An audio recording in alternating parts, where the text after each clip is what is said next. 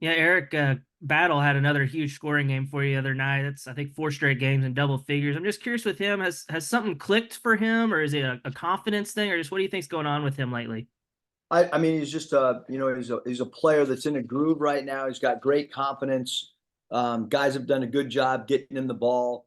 Um, we've tried to add some sets to get him some different looks, and he's playing at a really high level right now, and put together some great games from an offensive standpoint. And we certainly need him to continue to be offensively aggressive.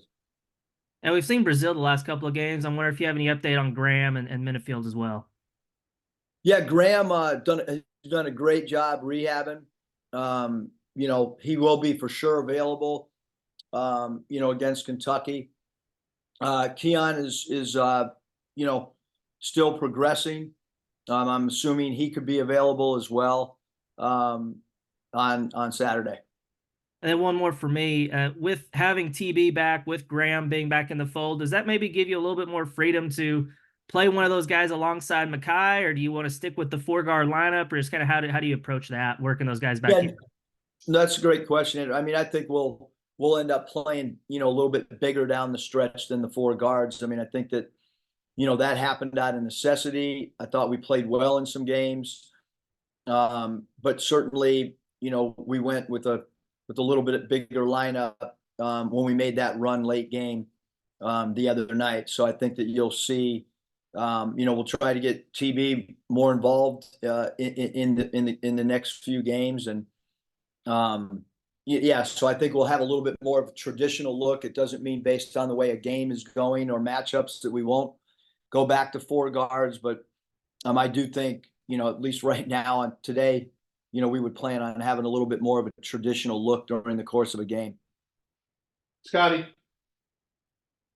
Yeah, Eric, I guess I'll keep the TB theme going a little bit. I'm just curious for your thoughts, maybe good and bad, perhaps, just on what he brought the other night against Vandy before he fouled out. Yeah, I mean, I think obviously the fouling out in a short amount of time, we want him to be able to play a little bit more, but that was his first extended minutes really. I think it's hard on a team when a player comes back from an injury. It's hard on the individual player. It changes rotations and makes that a little bit more complicated for everybody involved. I thought he did a great job range rebounding, meaning rebounding out of his area, and I think that's something that we've really missed. He can just go up and get rebounds that maybe other people don't have the ability to do because of his length, his reach, and his athleticism. So and I think he's looking forward to trying to get back in the flow as well. The other thing I've got is you guys' 3-point defense has been pretty dang good the last 6 games percentage wise. I guess is anything in particular kind of spearheaded that? A lot of drills. Yeah, I mean that was a hole, Scotty, that we had. We know that it was one of our weaknesses, and we've done a really good job of fixing that. And then obviously we still have other areas that we've got to continue to fix, and can't plug one hole and then find another hole. So, trying to play more consistent basketball is, both individually and collectively continues to be something that we want to do moving forward. Bob. Eric, I guess I'll keep the Trevon train going here. He did have some big baskets there for you late, that big three. And just how do you think he played overall, and maybe what do you anticipate him being able to maybe take another step forward on Saturday, even though obviously it's against Kentucky in Rupp Arena? Yeah, I mean, I thought he played really well, Bob. I mean, look at what he did against Duke. He was able to make threes and rebound the ball at a high level, and certainly, we did not have him. Last time we played Kentucky, and I mean, he's also a player that's. I mean, he's only really he got one extended minutes, meaning last game. So he's still working his way into shape. He's still working his way into rhythm. He's still, all those things are still a work in progress.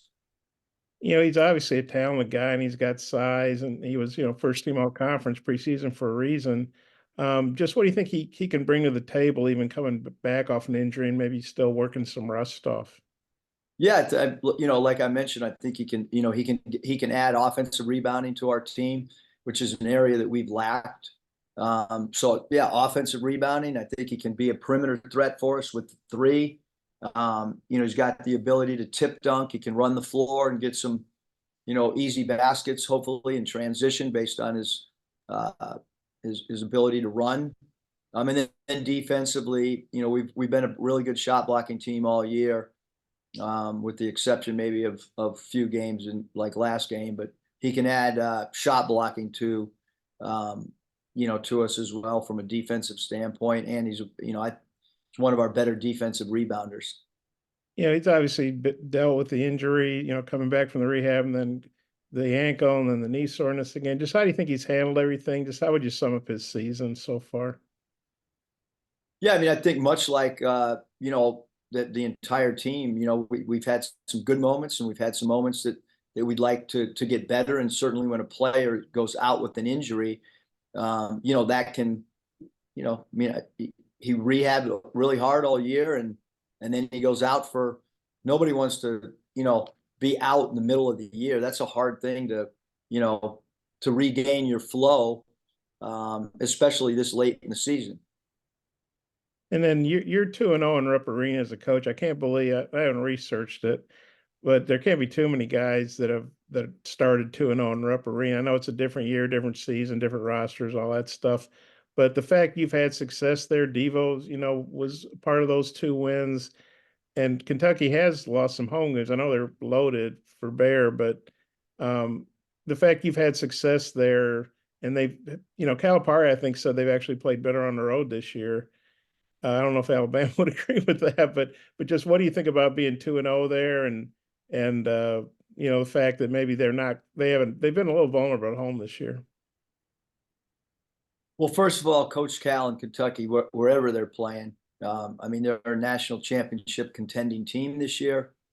What those two teams did in the past is they went in there with confidence, they went in there with toughness, they went in there with grit, they went in there with belief. So hopefully this year's team can carry some of those characteristics into the game. If you don't have those characteristics, it's going to be hard to win in Rupp. But certainly, going into those games, that was how those 40 minutes unfolded in the games that we were able to have success there. But as we've mentioned, every team, every season, every game, new identities are created, and the game takes on themes of themselves. So I don't really think that our, winning 2 games there, I don't really think that has any true impact, Bob, on this particular game. Okay, I got a couple more if time allows. I'll turn it back to Mike. Thanks. And you're killing my angle. Jackson?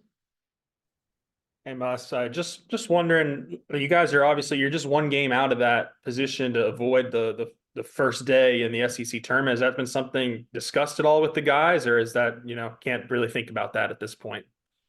I mean, I think you discuss the state of where you are, based on, where your team is mentally. And, at some points we have discussed it, and other points, there's been no reason because, we have 3 games left, and the biggest theme is how do you compete, give yourself a chance to win, the next game on your schedule. And then if you do that, good things kind of happen, Jackson. So, in our mind, it's how do we get ready for Kentucky?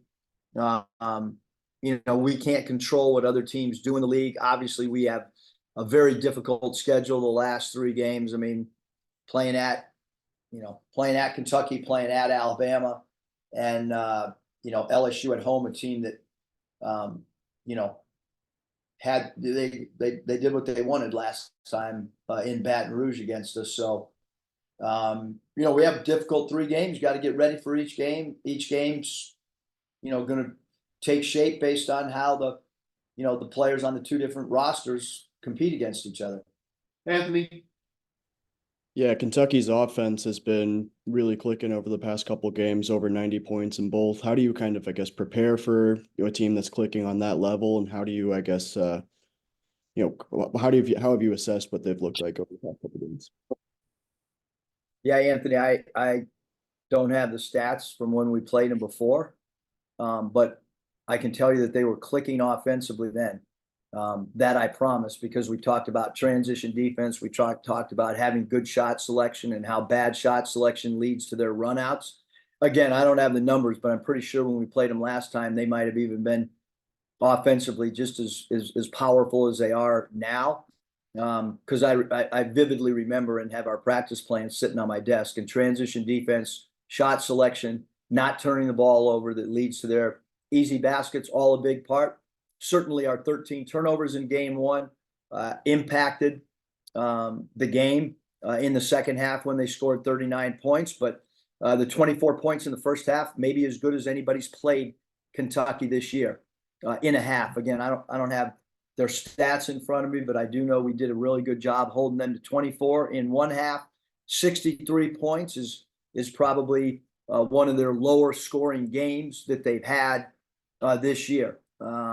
So yeah, their transition offense is lethal, and they have great 3-point shooting. They stretch the floor out really well. They have a lot of individual tough matchups. Wagner and Reeves in the backcourt. Obviously, Dillingham, one of the most talented players in the country and a high draft pick, did not play against us last game. He really adds to their transition game. And Shepard is as good a transition scorer as there is in the country as well. So a lot of areas that we've got to do a good job in transition. All right, Bob, one final question. Eric, you following up on Anthony's question, yeah, 63 points. That was our second lowest total. They scored 6-2 against South Carolina. What did y'all do so well in that game? And I know Cal's, I'm sure, plotting to not have that happen again, but fundamentally, what can you take from that game and carry it over into this one on the defensive end? Yeah, I mean, I think a lot of your defensive stuff has to do with what you do offensively. We did a pretty good job rebounding the ball in that particular game. I thought we could have played better defense if we wouldn't have turned the ball over 13 times. I thought our 13 turnovers hurt. You can't turn the ball over on the road. And we did a really good job, Bob, in that game of protecting the rim. I think we had 9 block shots in that particular game. So that helped us, do a fairly decent job on the perimeter defensively in the first half. I think they only made 2 threes in the first half, and then in the second half, when they did score, we did a poor job defending their 3. I think they were 7 of 11 in the second half from 3. So got to get back, got to declare the ball, got to keep the ball in front of you. It all starts with your own shot selection. If you miss shots, the other team's gonna have an opportunity to get out in transition. So shot making becomes important, which hopefully we can make some shots, and that'll help our transition defense. Thank you, Coach. Appreciate your time. Thanks. Thanks.